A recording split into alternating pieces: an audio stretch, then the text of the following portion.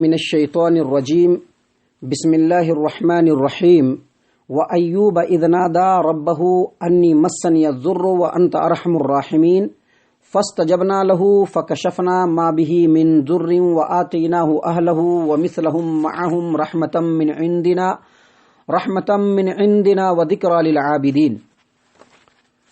اور یہی نعمت ہم نے ایوب کو بھی دی تھی، یعنی ان کو اپنی رحمت میں داخل کیا جب انہوں نے اپنے پروردگار کو پکارا کہ مجھے بیماری لگ گئی ہے اور اے اللہ تو سب رحم کرنے والوں سے بڑھ کر رحم کرنے والا ہے، لہٰذا ہم نے ان کی دعا قبول کی اور جو بیماری انہیں لگی تھی اسے دور کر دیا، اور انہیں ہم نے صرف ان کے اہل و عیال ہی نہیں دیے بلکہ ان کے ساتھ اتنے ہی اور بھی دیے، اور یہ ہماری طرف سے خاص رحمت تھی اور اس میں عبادت گزاروں کے لیے ایک سبق تھا۔ معزز سامعین کرام، جیسا کہ آپ کو معلوم ہے کہ قرآن کریم کے آیات کی تلاوت، اس کا ترجمہ اور اس کی تفسیر ترتیب کے ساتھ آپ کی خدمت میں ہر روز پیش کی جا رہی ہے، اور آج آپ کے سامنے اسی ترتیب کو ملحوظ رکھتے ہوئے سورۃ الانبیاء سورہ نمبر 21 آیت نمبر 80 پر 3 80 پر 4 84 83 84 یہ دو آیات آپ کے سامنے تلاوت بھی کی گئی اور اس کا ترجمہ بھی پیش کیا گیا۔ جیسا کہ ترجمے سے آپ کو معلوم ہوا کہ ان دو آیات کے اندر اللہ تبارک و تعالیٰ نے ایوب علیہ السلام کے حالات کو ذکر کیا ہے، ایوب علیہ السلام کے واقعے کو ذکر کیا ہے، اور ایوب علیہ السلام اللہ تبارک و تعالیٰ کے برگزیدہ بندے اور نبی۔ اس آیت کریمہ میں اللہ تبارک و تعالیٰ نے ایوب علیہ السلام کے بارے میں ذکر کیا کہ ایوب علیہ السلام کو ہم نے اس وقت اپنی نعمت عطا کی، اپنی رحمت میں داخل کیا جب انہوں نے اپنے پروردگار کو پکارا کہ مجھے بیماری لگ گئی ہے اور اے اللہ تو سب رحم کرنے والوں میں بڑھ کر کے رحم کرنے والا ہے۔ معزز سامعین کرام، سیدنا ایوب علیہ السلام کس دور میں نبی بنا کر کے بھیجے گئے، کس علاقے میں نبی بنا کر کے بھیجے گئے، آپ علیہ الصلوۃ والسلام نے تبلیغ کا فریضہ کتنے عرصے تک انجام دیا، اور آپ کے ساتھ آپ کی قوم نے کیا سلوک کیا، یہ ایسے سوالات ہیں جن کی تفصیلات اور ڈیٹیلز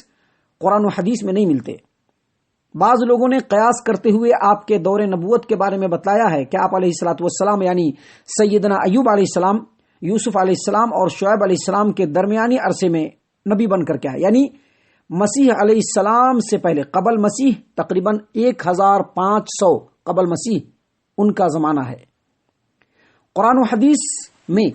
سیدنا ایوب علیہ السلام کے جس صفت کو خاص طور سے واضح کیا گیا ہے، قرآن و حدیث نے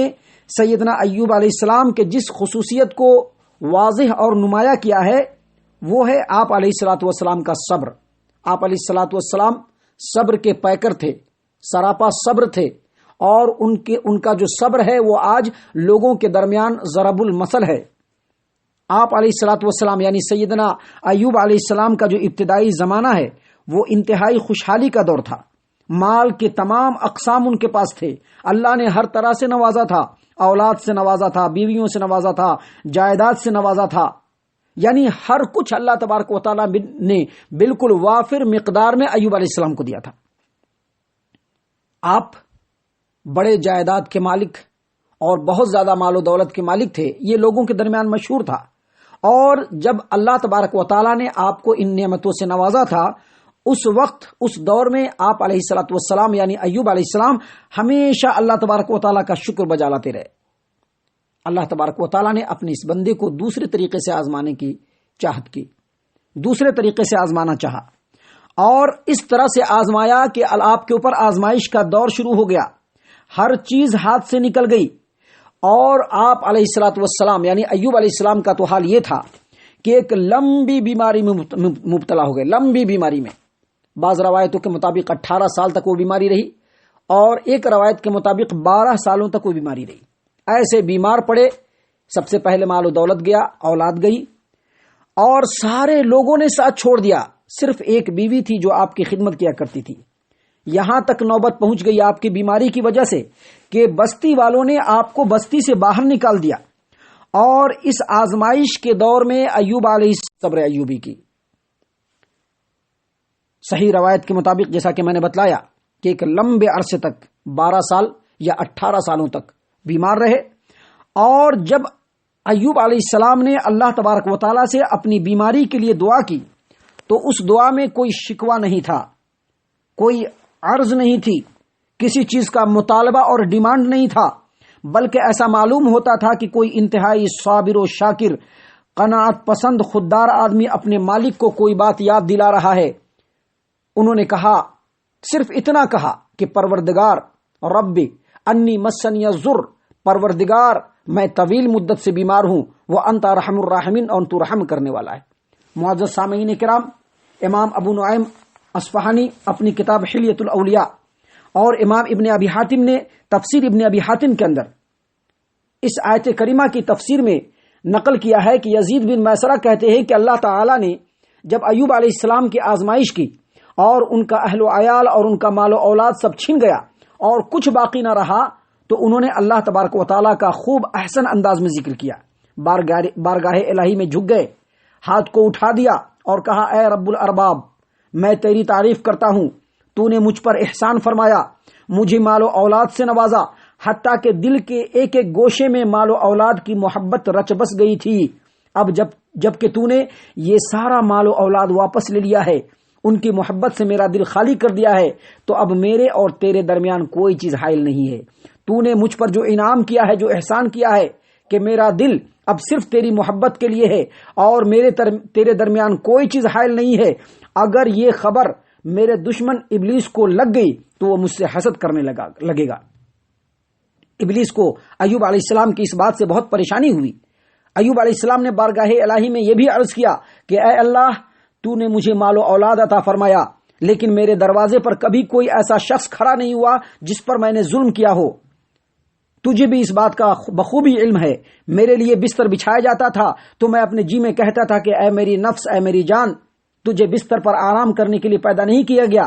اے اللہ، میں نے تیری رضا اور خوشنودی کے حصول کے لیے بستر تک کو چھوڑ دیا۔ معزز سامعین کرام، یہ ایوب علیہ السلام ان کے زندگی کے دو پہلو، ایک پہلو جس میں اللہ تبارک و تعالیٰ نے ان کو خوب مال و اولاد سے نوازا، جائیداد سے نوازا، وافر مقدار میں دیا، اس وقت اللہ تبارک و تعالیٰ کا شکر کیا، اور جب اللہ تبارک و تعالیٰ نے ان کو آزمائش میں مبتلا کیا تو اس وقت ایوب علیہ السلام نے صبر کیا۔ اللہ تبارک و تعالیٰ نے اسی چیز کا بدلہ دیتے ہوئے فرمایا آگے آیت نمبر 84 میں، فَاسْتَجَبْنَا لَهُ فَكَشَفْنَا مَا بِهِ مِنْ ضُرٍّ وَآتَيْنَاهُ أَهْلَهُ وَمِثْلَهُمْ مَعَهُمْ رَحْمَةً مِنْ عِنْدِنَا وَذِكْرَى لِلْعَابِدِينَ۔ چنانچہ ہم نے ان کی دعا کو قبول کر لیا اور جو بیماری انہیں لگی تھی اس کو دور کر دیا، اور انہیں صرف ان کے اہل و عیال ہی نہیں دیے بلکہ اس کے ساتھ اس سے بھی زیادہ دیے۔ جب سیدنا ایوب علیہ السلام صبر کے امتحان میں پوری طرح سے کامیاب ہو گئے، صبر کی بھٹی میں تب کر کے کندن بن گئے، تو رحمت باری تعالی جوش میں آئی۔